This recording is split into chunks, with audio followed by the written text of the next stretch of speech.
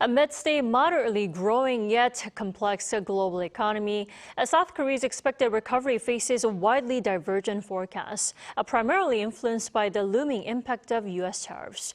For more on this, we have our economics correspondent Moon Ji-young here in the studio. Hello, Ji-young. Good evening, Dami. So, Ji-young, let's start with the 2026 outlook for the global economic picture. What are the main projections and potential risks? Well, the 2026 global economic picture, as framed by the Korea Institute for International Economic Policy, is one of a buffered slowdown amid an asymmetric world.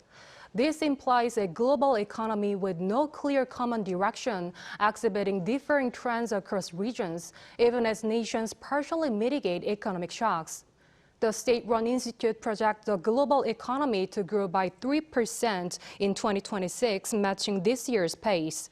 This represents a 0.1 percentage point upward revision from the institute's previous forecast made in May. A major downside risk is the rapid shift in the new tariff and trade order.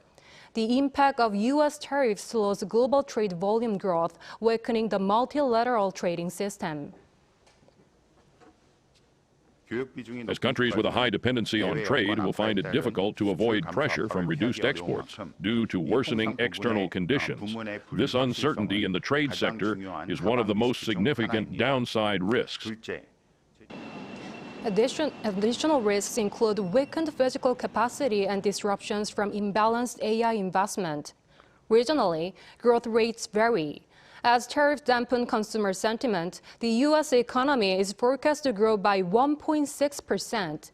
The Eurozone is projected to grow by 1.1% and Japan by 0.6%.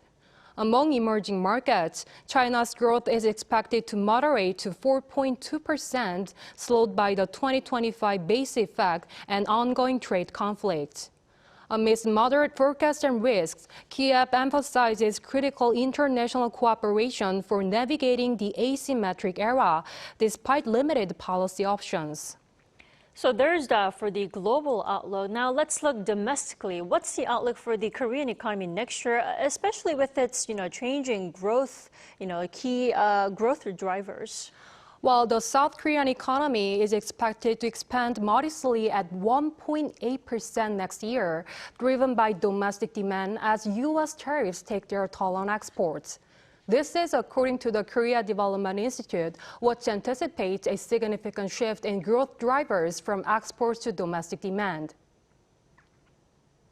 The growth of exports may gradually decelerate as the impact of tariff hikes progressively spreads. However, with consumption improving due to falling market interest rates and expansionary fiscal policies, accumulated construction orders are expected to partially translate into construction investment with a time lag.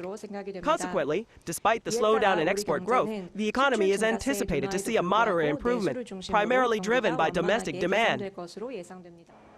The state-run institute anticipates private consumption to rise by 1.6%, buoyed by falling market interest rates and expansionary fiscal policy.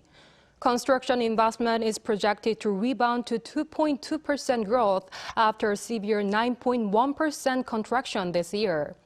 Despite this anticipated shift, KDI flags high trade uncertainty and a persistently high exchange rate as primary risks, potentially fueling inflation. Now, Ji-young, many other institutions at home and abroad offer quite varying predictions for 2026. What would really explain this?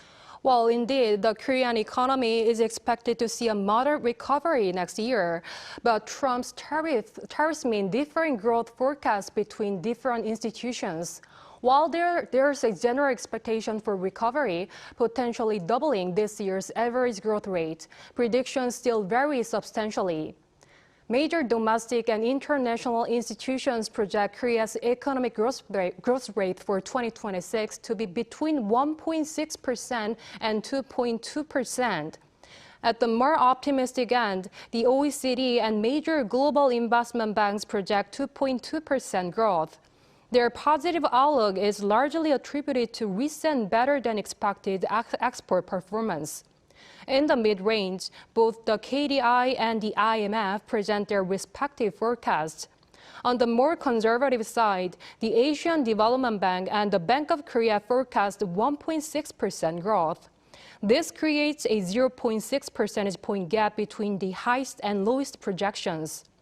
The primary reason for this significant difference lies in how each institution evaluates the potential impact of U.S. tariffs. Right now, especially because of the Trump administration, a lot of things are very unsure. So a lot of people are making some assumptions about what will happen next year, which may or may not become true. And that's making a wide dispersion of growth estimates for next year, more than what we usually see. However, a common consensus emerges amidst these varied forecasts and uncertainties. The recovery of domestic demand, suggesting internal economic engines will gradually pick up despite external volatility. Hopefully. All right, Jiyoung, thanks for coming in tonight. Thank you for having me, Dami.